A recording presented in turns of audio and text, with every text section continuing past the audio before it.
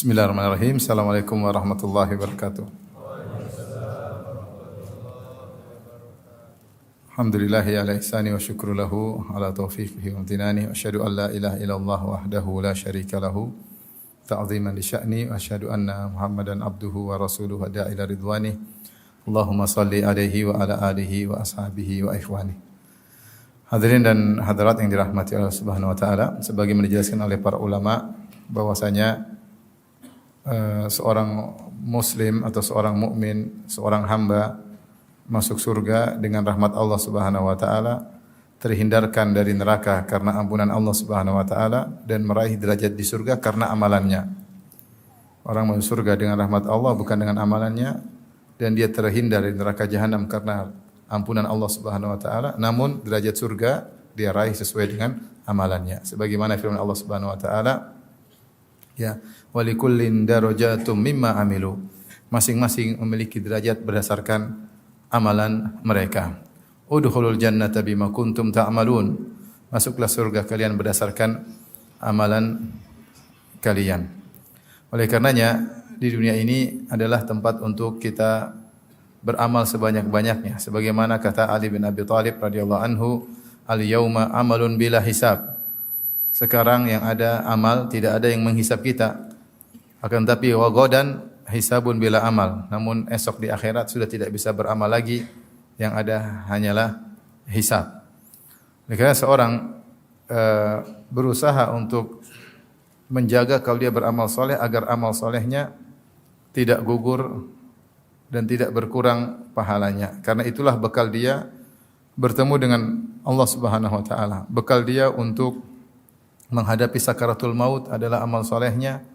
Bekal dia untuk di alam barzah, sebagaimana dalam hadis, seorang dalam alam barzah maka datang seorang yang berwajah tampan rupawan, terus beraroma wangi, maka ditanya kepadanya, siapa? Man anta? Siapa engkau? Maka dia berkata, ana amaluka saleh, aku adalah amal baikmu selama di dunia. Dan sebaliknya ada seorang yang datangi dengan orang yang buruk rupa, dengan bau yang sangat tidak enak, maka dia bertanya, man anta? Siapa engkau? Maka orang itu berkata, ana amaluka sayyi', aku adalah amal burukmu selama di dunia. Maka bekal kita di alam barzah adalah amal soleh, apalagi ketika menghadapi kesulitan-kesulitan dan rintangan-rintangan yang ada di hari kebangkitan kelak. Maka saya ingin mengingatkan bahwasanya kita semua selain beramal soleh, ada perkara yang lebih penting, yaitu menjaga amal tersebut agar tidak gugur dan juga tidak berkurang nilainya. Ibnul Qayyim dalam kitabnya Al-Wabilus Sayyib pernah menyampaikan suatu perkataan yang indah. Dia berkata, laisa sya'nu fil amal, innama sya'nu kulla sya'ni fi hifdzil amal mimma yufsiduhu wa yuhbituhu. Perkara yang paling utama bukanlah masalah beramal soleh. Beramal soleh penting, tetapi innama sya'nu kulla sya'ni, perkara yang lebih penting dan sangat terpenting adalah fi hifdzil amal mimma yufsiduhu wa yuhbituhu, yaitu menjaga amal jangan sampai rusak. Kita sudah kerjakan jangan sampai rusak atau gugur. Kemudian beliau berkata, wa ma'rifatu ma yufsidul a'mal fi hali wuqu'iha, dan mengenali apa yang bisa merusak amal ketika amal sedang dikerjakan, wa yubtiluha wa yuhbituha ba'da wuqu'iha, apa saja pembatal amal ketika sedang mengerjakan amal tersebut. Dan ada juga pembatal yang muncul belakangan, amalnya sudah sah, tahu-tahu dibatalkan belakangan. Min ahammi ma yanbaghi an yufattisha alaihi al-abdu, ini perkara yang paling penting seorang untuk memeriksa dirinya. Wa yahris ala amalihi wa yahdharahu, dan dia berusaha untuk menjaga amalnya dan waspada terhadap penggugur atau perusak amal atau pengurang pahala amal yang dia kerjakan. Ini nasihat penting dari Ibnul Qayyim rahimahullahu taala. Karena jangan sampai kita hanya semangat beramal, ternyata amal kita bermasalah. Bisa jadi tidak diterima sejak awal atau diterima kemudian digugurkan oleh Allah Subhanahu wa taala karena kita melakukan pembatal-pembatal atau penggugur amal saleh. Allah bercerita tentang suatu kaum yang mereka menderita pada hari kiamat kelak. Allah berfirman, amilatun nasibah tasla naron hamiyah, yaitu orang-orang yang amilah, yang itu yang bekerja keras, nasibah letih. Namun bagaimana di neraka kera? Tasla naron hamiyah. Mereka masuk ke dalam neraka yang panas. Padahal mereka amilatun nasibah, bekerja keras dan berletih-letih. Al-Imam Ibnu Katsir rahimahullah taala menyebutkan dalam tafsirnya riwayat dari Umar bin Khattab radhiyallahu anhu ketika dia mendatangi tempat tinggal seorang rahib. Kemudian Umar memanggilnya, "Ya rahib, wahai rahib." Fa asyraf. Kemudian rahib tersebut keluar. Kemudian Umar melihatnya. Kemudian Umar pun menangis. Umar menangis melihat rahib tersebut. Maka ada yang bertanya kepada Umar, "Wa ma yubkik? Apa yang buat kau menangis wahai Amirul Mukminin, wahai Umar?" Maka Umar berkata, "Tadzakartu qaulahu ta'ala 'amilatun nasibah tasla naran hamiyah." Aku ingat firman Allah Subhanahu wa taala tentang orang-orang yang letih, berletih-letih dan bercapek-capek di dunia beramal namun ternyata masuk neraka. Yaitu Umar menafsirkan di antara contohnya adalah orang-orang Nasara. Yang mereka Allah sifati dengan waladhdallin, yaitu orang-orang yang tersesat, beramal soleh semangat namun tidak ada ilmunya. Di antaranya mereka kemudian mengharamkan sebagian mereka kalau ingin mencapai tingkatan tinggi tidak menikah, ya, rahbaniyah, tidak mau punya anak, tidak mau punya istri, mereka menganggap itu adalah tingkatan yang tinggi padahal tidak ada nilainya di sisi Allah, bahkan menyebabkan mereka masuk neraka jahanam. Maka Umar pun menangis mengingat ayat ini. Kasihan lihat pendeta sudah tua tersebut, sudah puluhan tahun di atas agamanya, berusaha susah payah, tidak menikah, tidak punya anak, hilang dari kebahagiaan keluarga, ternyata di akhirat masuk neraka jahanam. Demikian juga diriwayatkan dari sebagian salaf, mereka menafsirkan amilatun nasibah, yaitu orang-orang berletih-letih beramal soleh di dunia, beramal capek-capek, letih-letih, namun ternyata masuk neraka jahanam. Di antara mereka, sebagian pendapat Imam Al-Qurtubi rahimahullahu taala menafsirkan dengan ahlul bid'ah. Ahlul bid'ah seperti orang-orang khawarij. Orang-orang khawarij, Rasulullah sallallahu alaihi wasallam mensifati mereka dengan perkataan beliau, tahkiruna salatakum ma'a salatihim. Kalian para sahabat akan merasa minder kalau membandingkan salat kalian dengan salat mereka. Artinya orang-orang khawarij salatnya lebih banyak. Wasiyamakum ma'asiyamihim. Kalian akan merasa minder kalau membandingkan puasa kalian dengan puasa mereka. Karena mereka sangat sering berpuasa. Makanya ketika Ibnu Abbas menemui mereka, wajah mereka pucat karena sering berpuasa dan salat malam. Tapi kata Nabi SAW, yamrukuna minad din kama yamrukus sahmu minar ramiyah. Sungguhnya mereka keluar dari agama seperti anak panah yang menembus buruannya, yaitu anak panah masuk kemudian keluar tanpa menyisakan daging sedikit pun. Itu benar-benar keluar lepas dari Islam. Sehingga para ulama khilaf apakah khawarij kafir atau tidak. Yang benar mereka tidak kafir, tapi mereka melakukan bid'ah, di antaranya mudah mengkafirkan kaum muslimin. Maka Rasulullah SAW mengatakan dalam hadis yang lain, hum kilabu ahlin nar. Mereka adalah anjing-anjing penghuni neraka jahanam. Ibadah mereka luar biasa, tapi ternyata mereka masuk neraka jahanam. Oleh karenanya ini yang kita perlu hati-hati bersama, ya, untuk kepentingan diri kita sendiri. Sehingga kalau kita beramal soleh, kita harus jaga amal soleh tersebut. Jangan kita sudah letih-letih, capek-capek, ternyata amal soleh tersebut tidak ada nilainya di sisi Allah Subhanahu wa taala dan bahkan merupakan sebab seorang masuk neraka jahanam. Baik, saya akan sebutkan banyak hal-hal yang pada ranah membatalkan amal ketika tercampur, atau membatalkan amal belakangan, atau mengurangi pahala amal. Ini semua tiga masalah. Membatalkan amal sejak awal, atau membatalkan amal soleh belakangan, atau mengurangi amal soleh, mengurangi pahala amal soleh. Setan tidak peduli.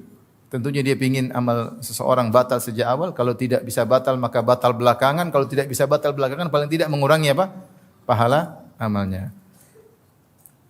Ada beberapa poin. Yang pertama tentunya di antara hal yang membatalkan amal, yaitu tentunya adalah kekufuran dengan berbagai macam modelnya. Siapa yang kufur maka amalnya batal secara total. Dan kufur modelnya banyak, ya. Kekufuran itu modelnya banyak. Siapa yang melakukan pembatal keislaman, maka dia telah terjerumus dalam kekufuran. Di antaranya melakukan syirik akbar, misalnya. Di antaranya misalnya dia mengejek syariat Allah Subhanahu wa taala, mengejek syiar-syiar Allah, ya, mengejek ayat-ayat Allah, mengejek Nabi Muhammad sallallahu alaihi wasallam, namanya istihza biddin, mengejek agama, maka dia kufur kepada Allah Subhanahu wa taala. Di antaranya misalnya dia membenci syariat Allah. Dzalika bi annahum karihu ma anzalallah. Karena mereka benci dengan apa yang Allah turunkan. Ada syariat dia benci, ini syariat kayak apa ini? Dia protes padahal yang turunkan Tuhan. Dan sementara dia makhluk, dia benci dengan syariat Allah Subhanahu wa taala. Ini juga kekufuran. Di antara kekufuran misalnya adalah mendustakan ayat-ayat Allah. Dia bilang ayat ini saya tidak terima, ayat yang lain saya terima, ini saya tidak terima. Berarti mendustakan ayat Allah Subhanahu wa taala. Dan banyak di antara bentuk kekufuran menganggap bahwasanya hukum yang saya buat sama nilainya sama hukum Allah. Ini juga kekufuran. Allah bikin syariat, saya juga bisa bikin syariat. Sama kok. Mungkin syariat saya, apalagi menganggap syariat saya lebih maslahat daripada syariatnya Allah. Kamu berarti menganggap lebih baik daripada Tuhan. Ini juga kufur. Kufur banyak model-modelnya. Disebutkan oleh para ulama dalam kitab-kitab fikih mereka. Baik madhab Syafi'i, madhab Hambali, madhab Maliki maupun madhab Hanafi. Tapi bukan kita sekarang sedang menjelaskan hal itu. Tapi intinya, siapa yang melakukan kufuran, maka Islamnya batal. Sebagaimana wudu bisa batal, sebagaimana solat bisa batal, sebagaimana haji bisa batal, sebagaimana puasa bisa batal, demikian juga Islam seorang bisa batal jika dia terjerumus dalam kekufuran. Kata Allah Subhanahu wa taala, "Wa may yartadid minkum an dinihi fayamut wa huwa kafirun fa ulaika habitat a'maluhum fid dunya." Siapa yang murtad di antara kalian, kemudian dia meninggal dalam kondisi kafir, maka mereka itulah orang-orang yang amal mereka gugur. Wal fid dunya wal akhirah wa ulaika ashabun nari hum fiha khalidun.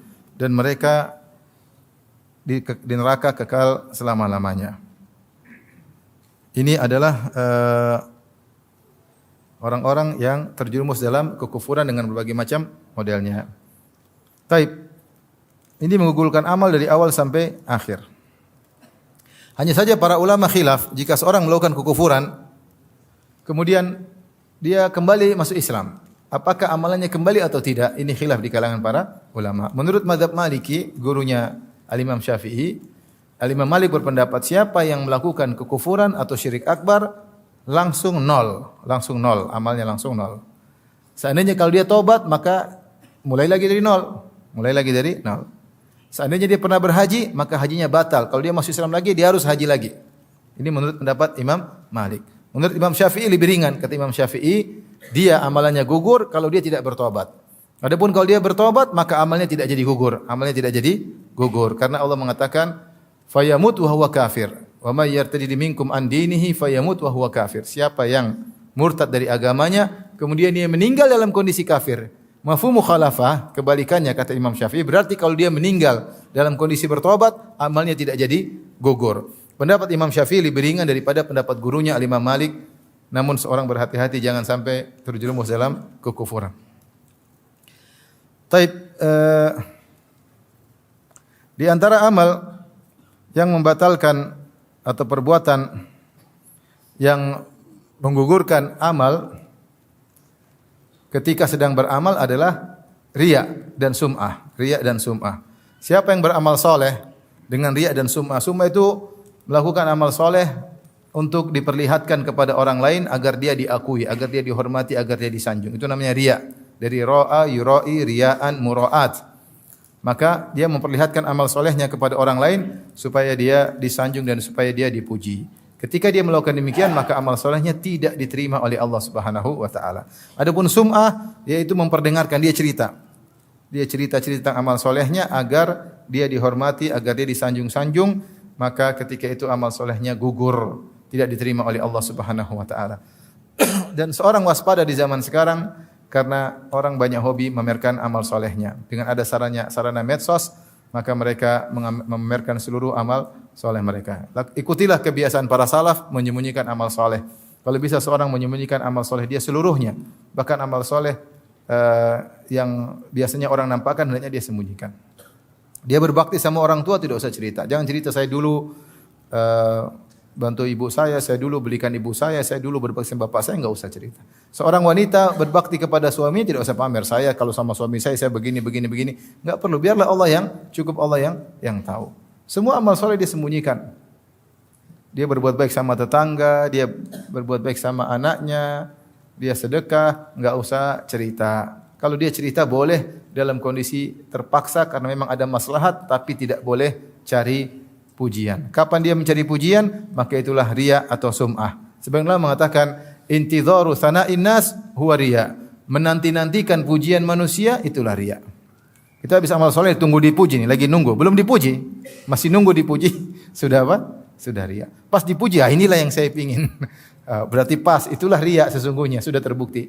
Kapan dia beramal soleh nunggu pingin dipuji, itu sudah riya dan sum'ah. Maka seorang bersihkan dirinya dengan mengetahui kapan dia beramal, Allah sudah tahu. Wa ma anfaqtum min khairin fa innallaha bihi alim. Apapun yang kau infakkan sedikit pun Allah tahu. Kalau Allah sudah tahu, ya sudah. Enggak usah perlu yang lain tahu. Maka hati-hati jangan terbawa dengan kebiasaan banyak orang suka pamer amal soleh. Karena kita enggak tahu kapan kita publish, kita ikhlas atau kita riya. Tipis banget. Supaya hati-hati yang enggak usah dipublish, enggak usah diceritain. Baik. Di antara amal yang bisa membatalkan amal soleh setelah dilakukan amal soleh, yaitu membatalkan sedekah.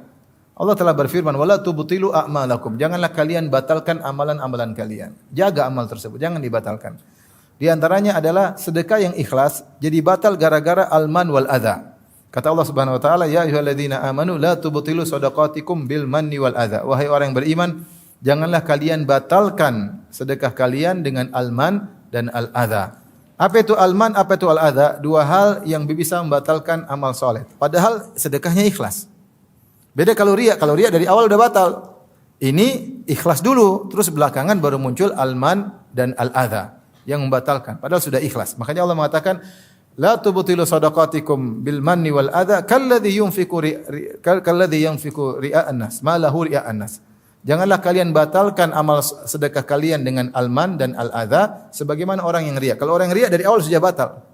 Ini kita cerita tentang orang yang ikhlas, kemudian belakangan dia melakukan al-man dan al-adza. Apa itu al-man? Al-man adalah orang yang merasa punya jasa budi kepada orang yang dia bantu sehingga dia merasa mentang-mentang terhadap orang yang dia bantu. Kata Ibnu Hajar rahimahullah taala, al-man asalnya adalah amalan hati namun terkadang terungkapkan dengan lisannya. Jadi kalau kita bantu orang jangan kita merasa kita hebat. Kita merasa dia rendah. Kita merasa dia punya hutang budi sama saya sehingga ada timbul mentang-mentang. Justru kita ini bersedekah supaya hati kita bersih. Hati kita bersih karena tujuan sedekah adalah membersihkan hati. Kata Allah Subhanahu wa taala, "Khudz min amwalihim shadaqatan tutahhiruhum wa tuzakkihim biha." Ambillah sedekah dari mereka untuk mensucikan mereka dan bersihkan mereka. Orang kalau sering sedekah hatinya bersih.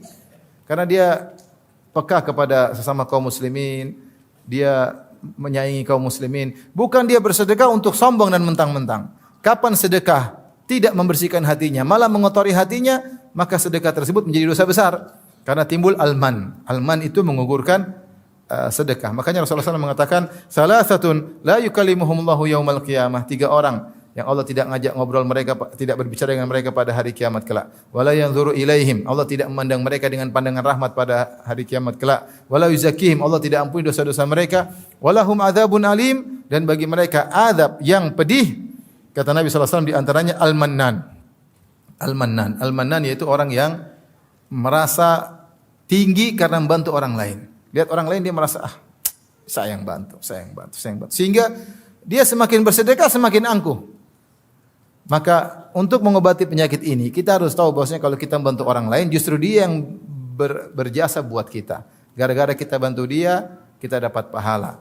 Gara-gara kita bantu dia, harta kita ditambah oleh Allah Subhanahu wa taala. Gara-gara kita bantu dia, maka kita diselamatkan dari kematian yang buruk dan banyak manfaat sedekah. Dia cuma makan, selesai. Manfaat yang didapatkan sedikit dibandingkan manfaat yang kembali kepada kita. Saya sering sampaikan, ada orang mungkin dia melihara anak yatim di rumahnya. Biaya biar anak yatim tersebut mungkin sedikit, taruh 1 bulan 2 juta. Tapi Allah kasih dia harta berlimpah-limpah gara-gara dia memelihara anak-anak yatim tersebut. Mana yang lebih beruntung? Dia atau anak yatim? Dia yang lebih beruntung. Oleh karena jangan merasa kalau kita bantu orang bahwasanya dia utang budi sama. Hilangkan itu semua, itu sebab al-man. Dan itu bisa membatalkan sedekah kita yang tadinya ikhlas. Dan ini potensinya muncul kalau orang itu bikin masalah sama kita. Potensinya bakalan muncul kalau orang itu bikin masalah sama kita, maka namanya al-man. Taib yang kedua al-adza. Apa bedanya al-man al-adza? Al-adza bahasa Arab artinya menyakiti dengan kata-kata. Ini biasanya sudah berserta man. Jadi dia merasa mentang-mentang maka dia menyakiti. Dia bilang Kalau bukan saya, kamu dulu sudah mati. Kalau bukan saya, kamu dulu.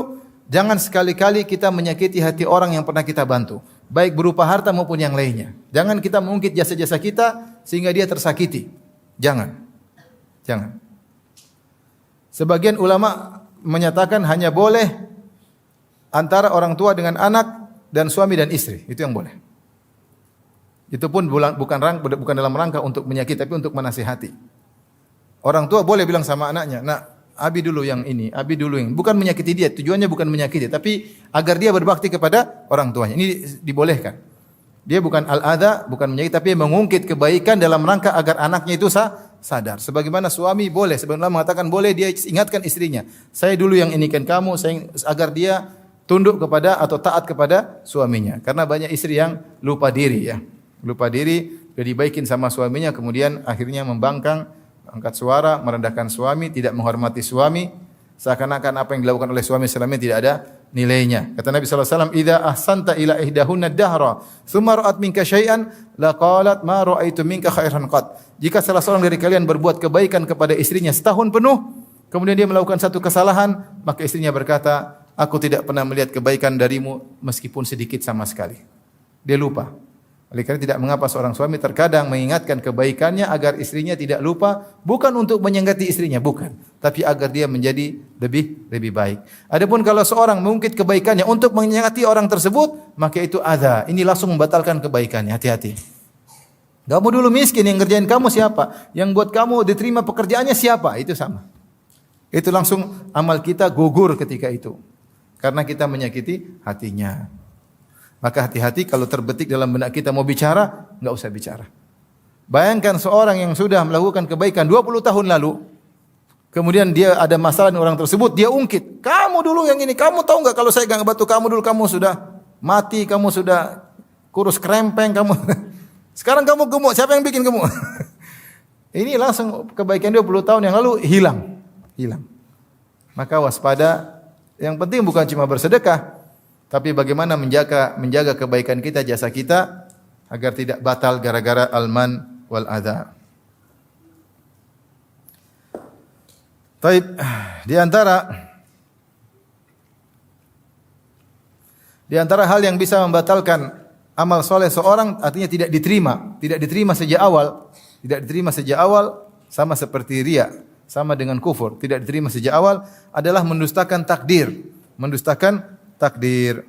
Siapa yang mendustakan takdir, mengatakan Allah tidak mencatat sebelumnya, ini terjadi begitu saja tanpa ada catatan Allah sebelumnya, maka amalnya tidak diterima oleh Allah Subhanahu wa taala.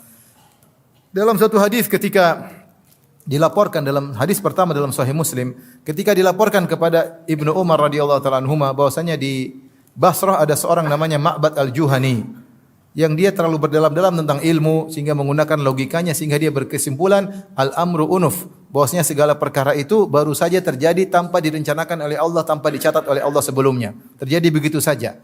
Allah tidak ada rencana-rencana, tiba-tiba muncul. Maka Ibnu Umar berkata, "Idza laqita haula," jika kau bertemu dengan mereka, fa akhbirhum anna ibna Umar bari'um minhum, sampaikan bahwasanya Ibnu Umar, saya sahabat Ibnu Umar, berlepas diri dari mereka. Wa hum bara'u minni, dan mereka berlepas diri dariku. Dan sampaikan kepada mereka, "Lau anna ahadahum anfaqa mithla Uhudin dhahaban ma qabilallahu minhu hatta yu'mina bil qadar." Sampaikan kepada mereka, kalau salah seorang dari mereka berinfak dengan emas sebesar gunung Uhud, Allah tidak akan terima sampai dia beriman dengan takdir. Emas gunung Uhud itu panjangnya 7 sampai 8 kilo.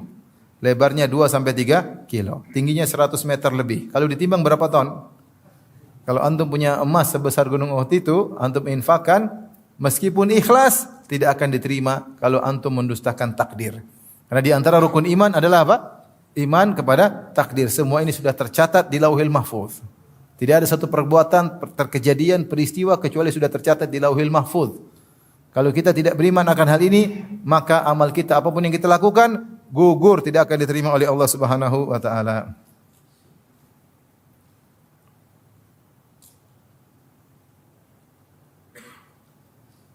Demikian juga dalam hadis Rasulullah SAW bersabda, "Walau anfaqta mithla Uhudin dhahaban fi sabilillah, Ma qabilahu Allahu minka. Kata Nabi, kalau kau berinfak dengan emas sebesar gunung Uhud di jalan Allah, Allah tidak akan menerima darimu hatta tu'mina bil qadar, sampai kau beriman kepada takdir. Wa ta'lama anna ma asabaka lam yakun liyukhti'ak, dan kau tahu bahwasanya apa yang menimpamu tidak akan meleset karena sudah ditakdirkan. Wa anna ma akhta'aka lam yakun liyusibak, dan apa yang meleset darimu tidak akan mengenaimu. Walau mutta ala ghairi hadza la dakhaltan nar, kalau kau meninggal tidak punya keyakinan seperti ini, tidak beriman terhadap takdir, maka kau akan masuk neraka jahanam. Karena hati-hati, sebagian orang menggunakan logikanya, ya, tidak belajar Islam dengan baik, menggunakan logikanya, akhirnya terjebak dengan paham qadariyah yang menolak adanya takdir, dan ini membatalkan amal seseorang. Maka waspada. Ini pentingnya kita belajar rukun iman. Di antara amalan yang bisa membatalkan amal soleh adalah, atau perbuatan yang bisa membatalkan amal soleh adalah meninggalkan solat asar. Meninggalkan solat asar. Datang hadis secara khusus dalam Sahih Bukhari dan yang lainnya. Rasulullah sallallahu alaihi wasallam bersabda, "Man taraka salat al-asr faqad habita amaluh." Siapa yang meninggalkan salat asar, maka telah gugur amalnya. Man taraka salat al-asr faqad habita amaluh. Siapa yang meninggal salat asar maka telah gugur amalnya. Ada khilaf di kalangan para ulama, apa maksudnya gugur amalnya? Ada yang mengatakan amalnya gugur seluruhnya, jadi nol. Ada yang mengatakan amal dia pada hari itu. Ada yang mengatakan amal dia ketika mau dilaporkan ke Allah, karena sore malaikat angkat amalannya ke Allah, ternyata dia malah tidak salat asar, maka amalan seharian gugur. Amalan seharian gugur. Maka seorang jangan sampai meninggalkan salat asar. Kadang pulang kerja capek, letih, kemudian tidur, tidak salat asar, maka ini bahaya. Hendaknya seorang jangan meninggalkan salat asar dan berusaha jangan menunda-nunda salat asar. Rasulullah SAW sebutkan di antara sifat orang munafik yaitu menunda-nunda salat asar sampai menjelang adzan. Kata Nabi, tilka salatul munafik. Itulah salat orang munafik. Dia menunggu-nunggu sampai matahari sudah mau terbenam, tiba-tiba dia rajin mendadak, langsung semangat, Allahu Akbar. Tadinya ngobrol terus, maka seorang beriman jangan tunda-tunda salat asar. Segera dia lakukan salat asar. Di antara hal yang batalkan amal soleh seseorang adalah bersumpah mendahului Allah. Bersumpah mendahului Allah.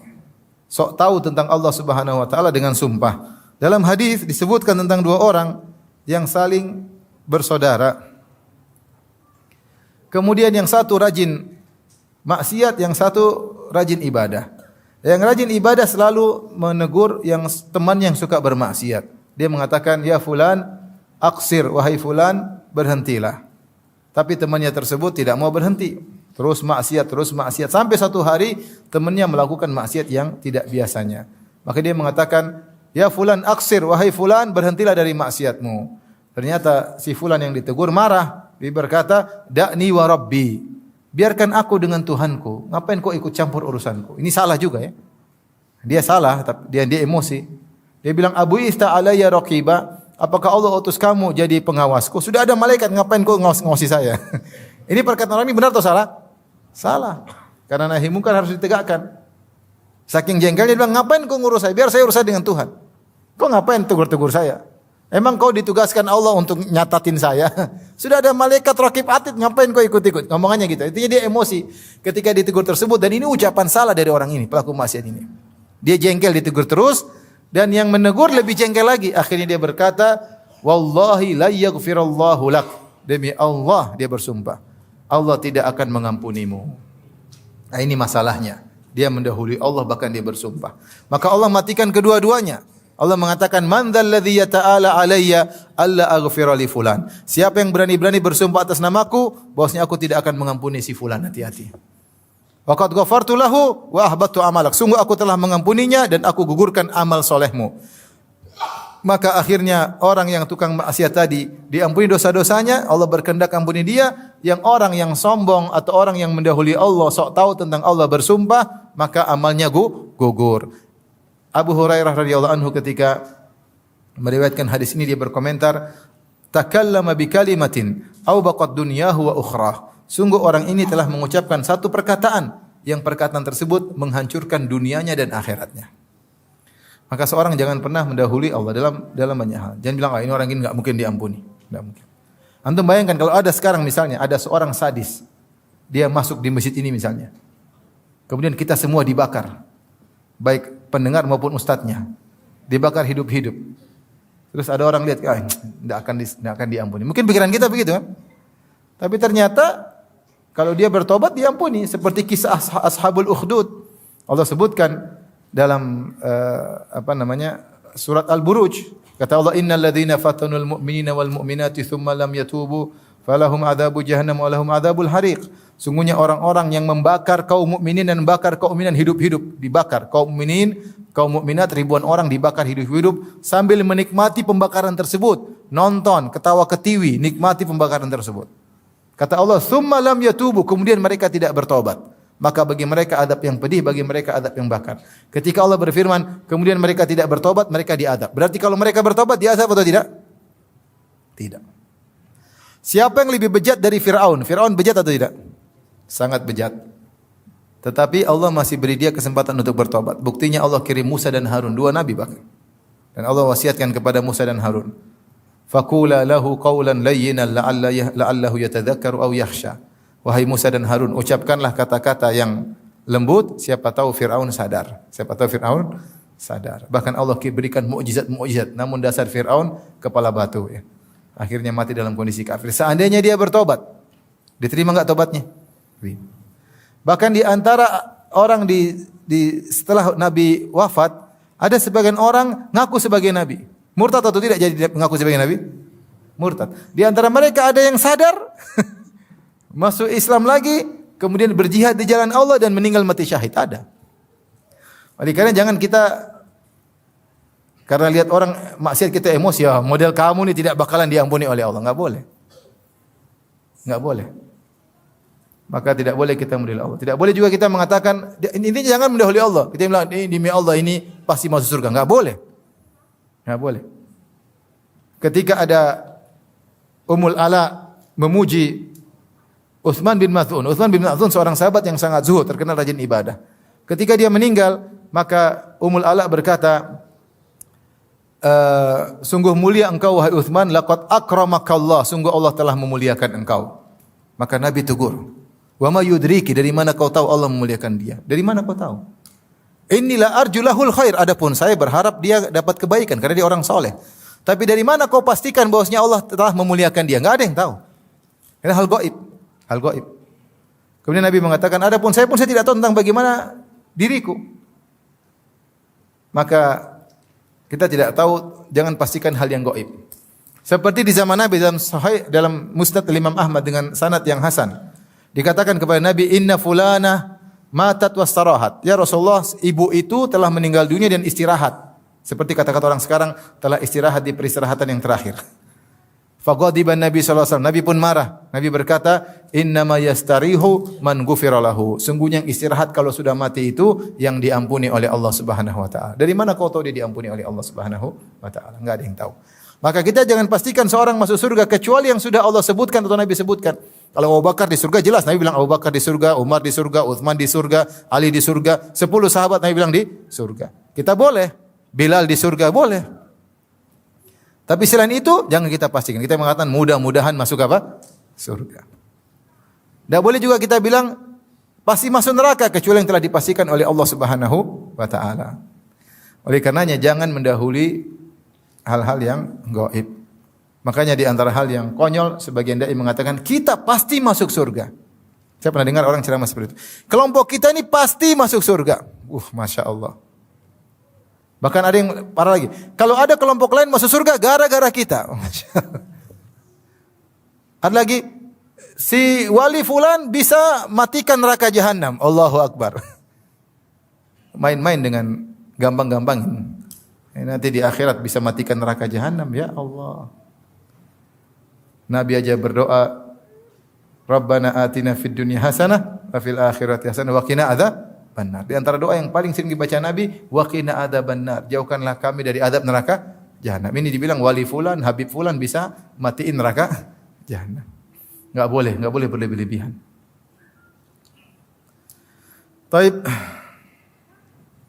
Di antara hal yang bisa menggugurkan amal soleh adalah menentang Rasulullah sallallahu alaihi wasallam, baik perkataan maupun perbuatan. Allah berfirman di awal surat Al-Hujurat, Ya ayyuhalladzina amanu la tarfa'u aswatakum fawqa sautin nabi. Ya ayyuhalladzina amanu la tuqaddimu baina yadayillahi wa rasulihi wattaqullaha innallaha samiun alim. Ya ayyuhalladzina amanu la tarfa'u aswatakum fawqa sautin nabi wa la tajharu lahu bil qawli kajahri ba'dikum li ba'din an tahbata a'malukum wa antum la tash'urun. Wahai orang yang beriman, janganlah kalian mendahului Allah dan Rasul-Nya. Ya, sungguhnya Allah Maha mendengar dan Maha mengetahui.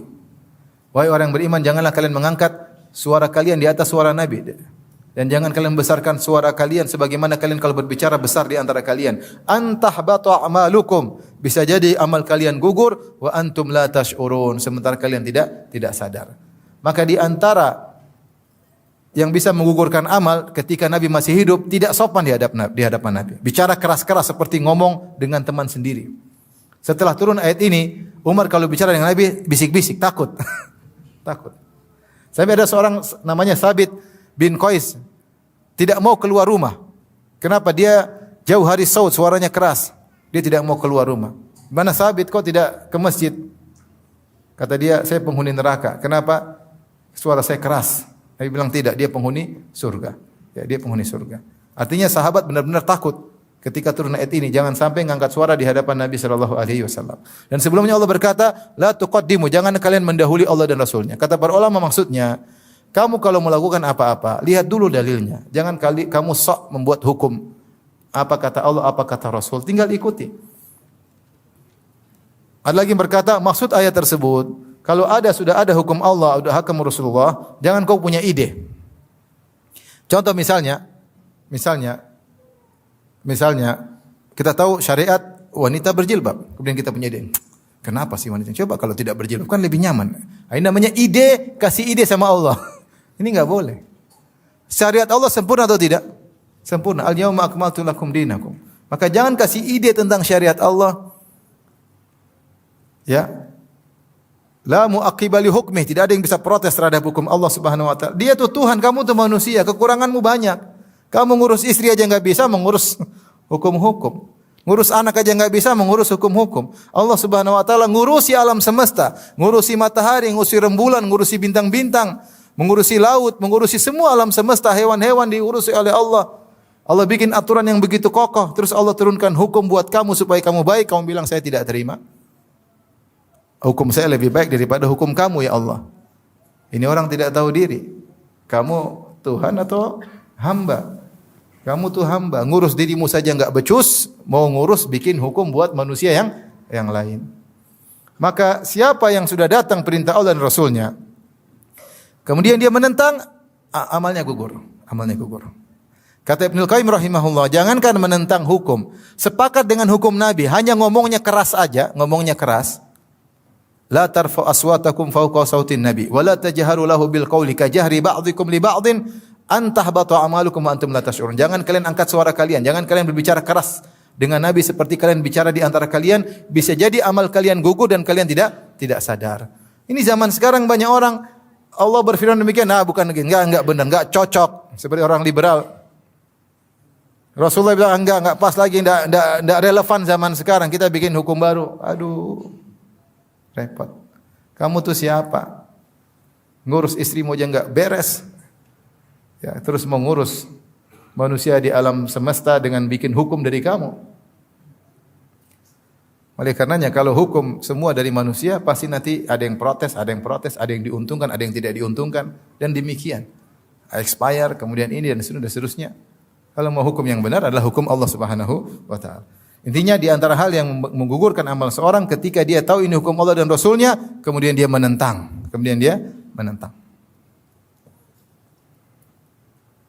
Maka hati-hati kalau kita sudah jelas hukum Allah, hukum Rasul, maka jangan dibilang lagi, kata Ustadz, kata Kiai, kata Habib, tidak ada. Kalau ini sudah hukumnya jelas, terima. Benar-benar dari Allah dan Rasulnya, maka terima. Kalau kata-kata terus nggak akan berhentinya. Sekarang Allah bilang, orang kafir di neraka, yaumna selain neraka, orang liberal bilang, ada juga orang liberal mengatakan enggak di surga. Kata Ustadz di surga. Allah bilang di neraka, dia bilang kata Ustadz di mana? Di surga. Allah bilang jangan mohon ampunan bagi orang kafir yang sudah meninggal dunia, enggak apa-apa. Kita mohon ampun buat mereka. Allah menyuruh pakai jilbab, enggak apa-apa enggak pakai jilbab, yang penting sopan. Sopan bagaimana? Sesuai dengan tradisi. Kalau di kantor sopan ya buka jilbab, kemudian betis kelihatan sedikit sopan. Itu namanya jilbab versi kantor. Tapi kalau di pantai ya bikini, itu sopan. Kacau seperti ini. Kalau sudah jelas hukum Allah dan Rasulnya, jangan coba-coba berpaling. Apalagi menentang, maka akan gugur amal. Tapi di antara hal yang bisa menggugurkan amal, artinya tidak diterima sejak awal adalah bikin bid'ah dalam agama. Itu ritual-ritual agama yang tidak pernah diajarkan oleh Nabi SAW dan tidak pernah diajarkan oleh para sahabatnya. Maka seorang tidak usah berbuat ritual-ritual yang tidak pernah diajarkan. Oleh karenanya Ibnu Umar radhiyallahu taala anhu ketika ada orang bersin, dia Hashim, kemudian dia bilang alhamdulillah wassalamu ala rasulillah. Dia gandengkan alhamdulillah dengan salawat atau ucapkan salam kepada Nabi. Maka Ibnu Umar tegur, bukan begini. Cukup bilang apa? Alhamdulillah atau alhamdulillahirabbil alamin. Mau salawat kapan saja, tapi jangan bikin ritual salawat bersama dengan alhamdulillah rabbil alamin bacaan ketika bersin. Paham? Nanti ada orang bikin bid'ah lagi. Hashim, alhamdulillahirabbil alamin arrahmanir rahim maliki yaumiddin iyyaka na'budu al-Fatihah. Tapi al-Fatihah kan bagus, iya, tapi bukan dibaca setiap kali bersin. Kamu baca kapan saja boleh, tapi jangan kau bikin baca al-Fatihah ritual setelah apa? Bersin. Saya pernah ditanya, "Ustaz, apa hukum salat birrul walidain?" Apa lagi salat birrul walidain? Enggak ada salat. Salat sudah jelas banyak. Jangan bikin lagi salat-salat baru. Imam Nawawi rahimahullah mengkritik beberapa salat yang beliau sebutkan sebagai bid'ah yang mungkar, di antaranya seperti salat raghaib dan juga salat 100 rakaat malam nisfu Sya'ban. Beliau ingkari, Imam Nawawi. Kenapa tidak ada ritual seperti itu? Nabi tidak pernah mengajarkannya, para sahabat tidak melakukannya. Kalau seorang mau bikin, setiap orang boleh bikin kreasi dalam agama, agamanya jadi kacau. Satu ibadah sambil loncat-loncat, satu ibadah sambil menari-nari, katanya dapat pahala. Lah bagaimana? Nanti satu ibadah sambil dangdutan, dapat pahala. Kalau begitu ceritanya ngapain diutus Rasul? Seorang bikin ibadah masing-masing. Makanya tidak boleh seorang alhamdulillah Hashim terus alhamdulillahirabbil alamin arrahmanir rahim maliki yaumiddin waladdallin amin. Tidak boleh. Tidak boleh. Baca Quran bagus-bagus tapi jangan dijadikan sebagai ritual setelah apa? Bersin. Paham? Itu maksudnya. Kalau enggak nanti banyak kreasi dan itu semua ibadah yang tidak diajarkan oleh Nabi tertolak. Kata Nabi SAW, "Man ahdatsa fi amrina hadza ma laysa minhu fa huwa rad." Siapa yang mengada-ngadakan perkara dalam agama ini yang tidak ada contoh dari kami maka tertolak. Lihatlah berbagai macam akidah-akidah baru yang muncul. Ada namanya wahdatul wujud. Ibnu Arabi mengatakan Tuhan bersatu dengan makhluk. Ada pengikutnya sampai sekarang masih ada buku-bukunya. Ini bid'ah. Kita bilang baik, enggak bisa.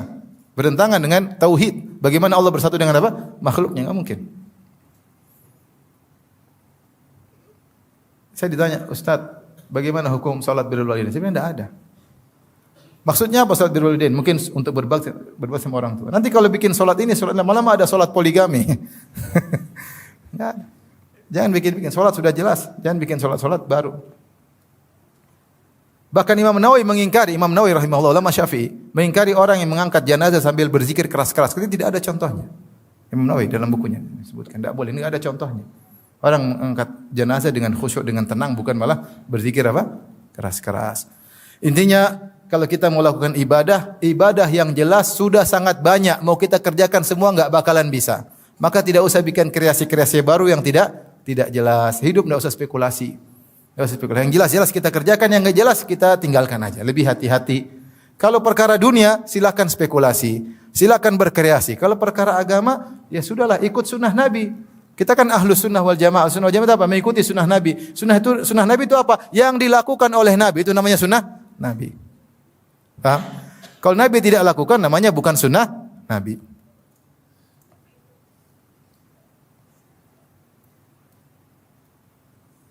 Sekarang sedih kita lihat orang salawat sambil joget-joget, salawat sambil dangdutan. Ya aduh. Bebas mau nari-nari, saya bilang ini. Gimana ibadah kayak begini? Campur laki-laki perempuan kemudian salawat joget-joget. Aduh, saya bilang ini gimana? Enggak ada yang mengingkari kah? Dibiarkan begitu saja. Jangan, nanti rusak agama ini kalau semua orang boleh bikin ibadah sendiri. Di antara hal yang bisa menggugurkan amalan adalah bermaksiat diam-diam. Kalau di depan orang soleh, temannya malaikat. Kalau sendirian, temannya iblis.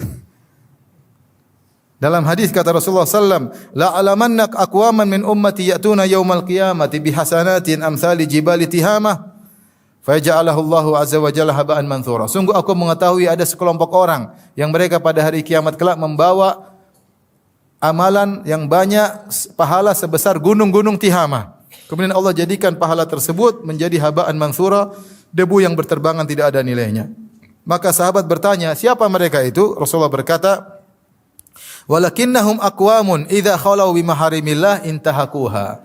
Mereka adalah suatu kaum jika mereka sedang bersendirian maka mereka melanggar larangan Allah Subhanahu wa taala.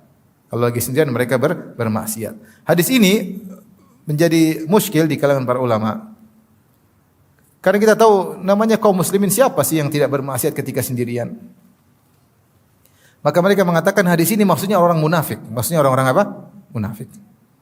Orang-orang mukmin namanya maksiat dia pasti sembunyi-sembunyi enggak? Kalau dia sembunyi-sembunyi kemudian dia termasuk dalam hadis ini, kata mereka enggak. Orang mukmin yang terkadang bermaksiat diam-diam maka hendaknya dia bertobat kepada Allah. Tapi kalau setiap dia sendirian selalu bermaksiat, dikhawatirkan dia seperti orang-orang munafik yang dimaksud. Paham? Maka seorang kalau bersendirian bermaksiat segera dia bertobat kepada Allah. Jangan dia continue terus tidak berhenti.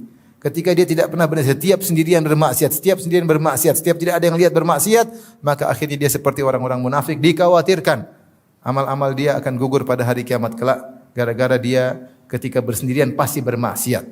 Setiap sendirian pasti bermaksiat. Maka Rasulullah bersabda, "Ittaqillah haitsuma kunt." Bertakwalah dimanapun kau berada. Ketika kau di rumah bertakwa, ketika kau di luar rumah bertakwa, ketika di Indonesia bertakwa, di luar negeri bertakwa, bersama istri bertakwa, lagi tidak bersama istri bertakwa, di rumah bertakwa, di hotel juga bertakwa. Ya. Karena gangguan di rumah mungkin kurang, kalau di hotel banyak gangguan. Saya ingat cerita seorang syekh. Dia ketika ke suatu negara, kemudian dia masuk di hotel. Tiba-tiba ada orang ketuk pintu. Ketika dia buka ternyata perempuan sangat cantik, jelita. Lonte. Apa bahasa kerennya? PSK ya apa? Apa PSK singkatannya? Perempuan apa? Apa? Penjajah, penjual seks komersial. Bahasa kerennya lonte. Maka lonte ini dia kemudian menawarkan dirinya, maka syekh tersebut akhirnya takut, maka dia pun kunci pintu. Kemudian diketuk-ketuk terus, maka dia sujud langsung kepada Allah. Dia berdoa kepada Allah agar menguatkan hatinya. Orang kadang syahwat bergejolak dengan satu pandangan. Apalagi tinggal enggak ada orang, istri di rumah, istri di Saudi semua enggak ada yang tahu. Kalau dia mau maksiat sudah enggak ada yang tahu. Maka dia sujud minta kepada Allah, minta kepada Allah, minta kepada Allah. Nanti jam berapa lagi ada yang ketuk lagi. Siapa tahu jam 12 goyang. Dia sujud terus sampai akhirnya sampai pagi enggak ada lagi yang ketuk-ketuk. Mungkin lantainya udah tidur. Akhirnya dia selamat. Ketika dia pulang turun di Jeddah, begitu turun dari pesawat tiba-tiba ada telepon. Abu Fulan, iya, saya Abu Fulan. Kenapa? Anak saya, putri saya sudah waktunya menikah, saya ingin tawarkan untuk kamu. Masya Allah. Gara-gara meninggalkan lonte dapat istri berikutnya. Oleh karenanya, di antara cerita juga saya dengar ketika ada sekelompok orang pergi ke suatu negara kafir, kemudian ternyata mereka bermaksiat di negara kafir tersebut. Negara Islam mungkin mereka takut. Begitu di luar sana dia bermaksiat. Kemudian dia didatangi oleh wanita, teman-temannya dia tidak mau, teman-temannya sudah pada zina, dia menyendiri. Ketika dia menyendiri didatangi oleh seorang perempuan khusus untuk dia. Maka dia bilang, jangan, saya ini kena AIDS. Jangan berhubungan dengan saya ini kena AIDS. Dia bohong, supaya dia tidak digauli, supaya dia tidak berhubungan. Dia bilang, saya ini kena AIDS, jauh-jauh. Kata perempuan tersebut, tenang, saya juga kena AIDS, tidak apa-apa. Itu teman-teman juga semua kena AIDS. Allahu Akbar, ngeri. Jadi intinya, kita ini kadang kalau di depan banyak orang, seperti teman malaikat. Kalau sendirian, kayak temannya siapa? Iblis. Karena seorang bertakwa kepada Allah. Kalau namanya manusia terjerumus dalam kesendiriannya itu wajar, namanya orang beriman, tapi dia segera bertobat. Tapi kalau terus-terusan ini yang jadi masalah. Maka jadi seperti orang-orang munafik yang mereka setiap tidak ada yang melihat mereka bermaksiat kepada Allah Subhanahu wa taala.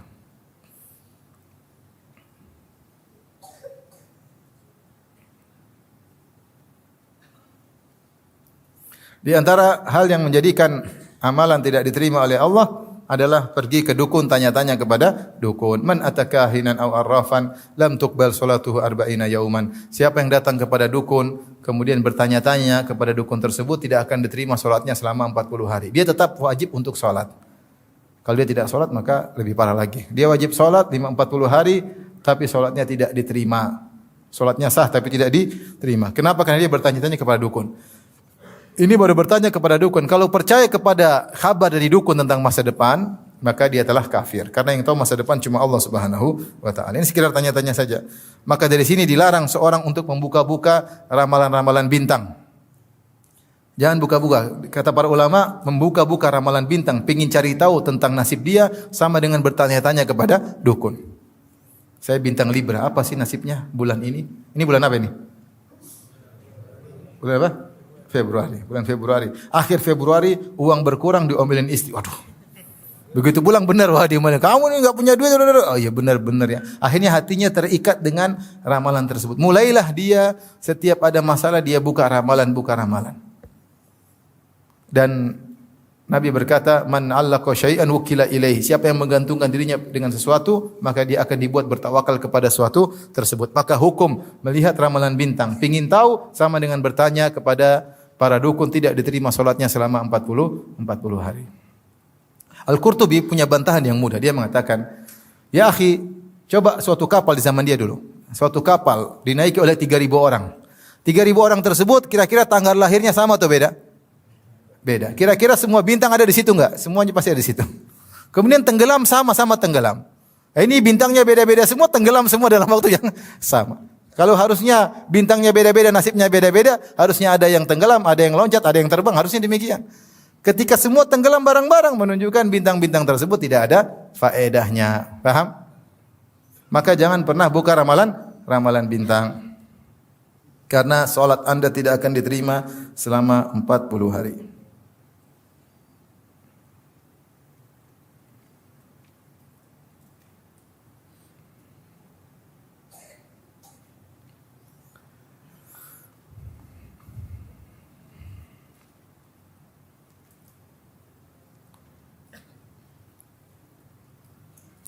Di antara yang menjadikan amal tidak diterima seperti amal puasa adalah berkata dusta. Kata Nabi SAW, "Man lam yada' qawla zur wal jahla wal amala bihi, fa laisa lillahi hajatun fi ayyada' ta'ama wa syarabahu." Siapa yang tidak meninggalkan perkataan dusta dan mengamalkan konsekuensi dusta tersebut, maka Allah tidak butuh dengan lapar dan dahaganya. Artinya dia berpuasa, puasanya sah namun tidak diterima oleh Allah Subhanahu wa taala.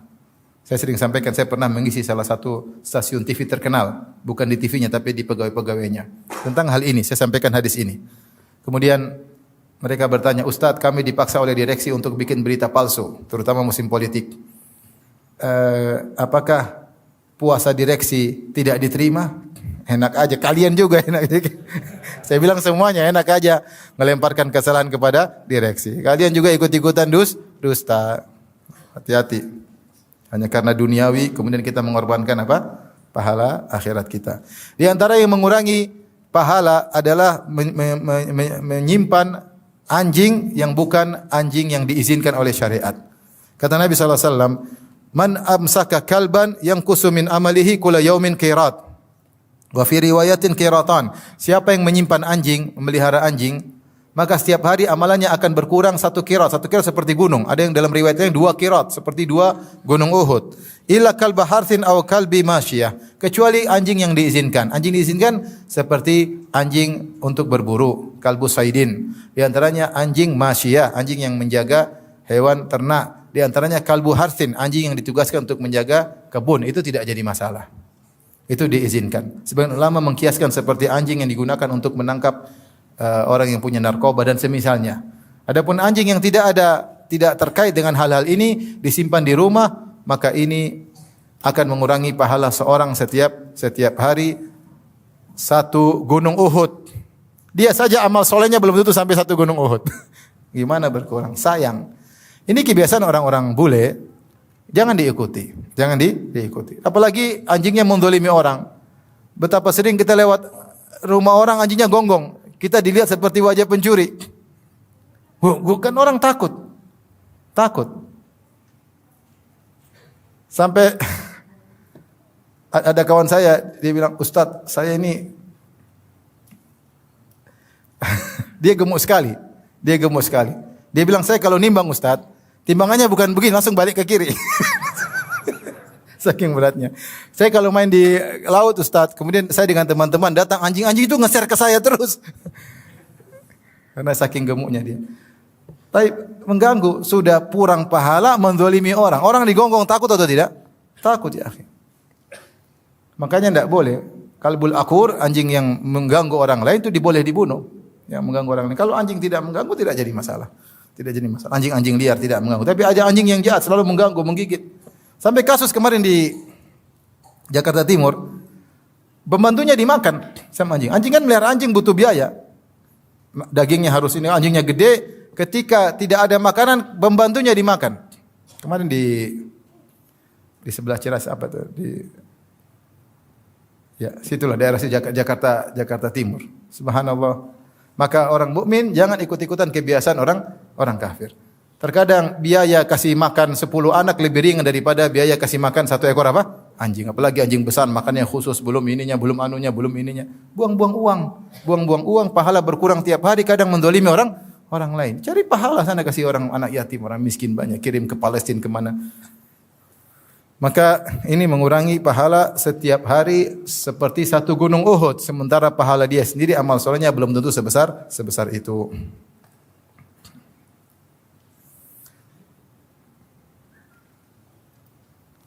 Di antaranya yang ditolak amalannya adalah wanita yang membangkang kepada suaminya. Ithnani la tujawizu salatuhuma ru'usahuma. 2 orang yang salatnya tidak akan melewati kepalanya, itu tidak akan diterima oleh Allah Subhanahu wa taala. Abdun abaqa min walihi hatta yarja ilaihim, yaitu budak yang kabur sampai kembali kepada tuannya. Wa imra'atun asat zaujaha hatta tarji. Wanita yang membangkang kepada suaminya sampai dia kembali kepada suaminya. Hati-hati ini kepada para ibu-ibu. Jangan suka membangkang kepada suami. Kalau membangkang kepada suami, salatnya tidak diterima oleh Allah Subhanahu wa taala. Rugi. Kemudian juga dalam hadis yang lain, salasatun la tujawizu salatuhum adhanahum. 3 orang yang salatnya tidak akan diterima. Al-abdul abik hatta yarji. Hamba budak yang kabur sampai kembali. Wa imra'atun batat wa zawjuha 'alaiha sakhit. Seorang wanita istri yang tidur sementara suaminya marah sama dia. Dia cuek aja. Suaminya ngomel-ngomel, dia pakai selimut tidur. Ini tidak diterima salatnya sampai dia kembali kepada suaminya. Wa imamu qaumin wa hum lahu karihun. Perhatikan ini. Imam yang dibenci oleh makmumnya.